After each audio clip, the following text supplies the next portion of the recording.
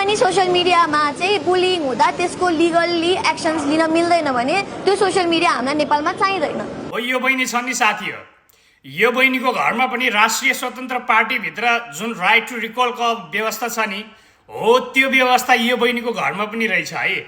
यो बहिनी वास्तवमा चाहिँ नि पढ्नलाई काठमाडौँ पठाएको रहेछन् यो बहिनीको बाउले।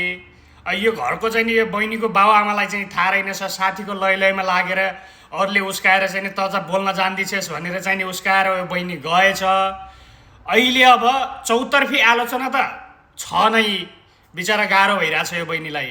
हुँदा हुँदा घरबाट पनि बाउले यसरी चाहिँ नि थर्काइरहेछन् साथी हो। एकपटक यो सुन। तँलाई मैले काठमाडौँ पढ्न पठाएको कि त्यो घुसखोरी देश लुटाहरूलाई पुलिसले पकडेर लगाऊ भन्दै तँलाई आन्दोलन गर्न जान तँलाई लाज भएन? यत्रो वर्ष तिनीहरूले देश लुट्दाखेरि ताली बजाएर बसिस्। आज राम्रो सरकार आएर तिनीहरूलाई कारवाही गर्न लाँदाखेरि तँलाई चिन्ता बढो।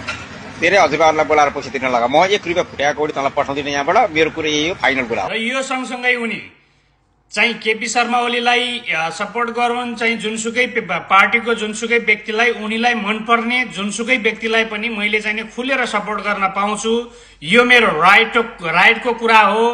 त्यसै कारणले सोसियल भाइलेसनको अगेन्स्ट चाहिँ जाने उनले बताएकी छन् र आफू विरुद्ध चाहिँ विभिन्न किसिमका चाहिँ भ्रमात्मक समाचारहरू चाहिँ फैलाउने र त्यस्तो व्यक्तिहरूलाई चाहिँ कानुनी दायराभित्र ल्याउने पनि उनले बताएकी छिन् साथी।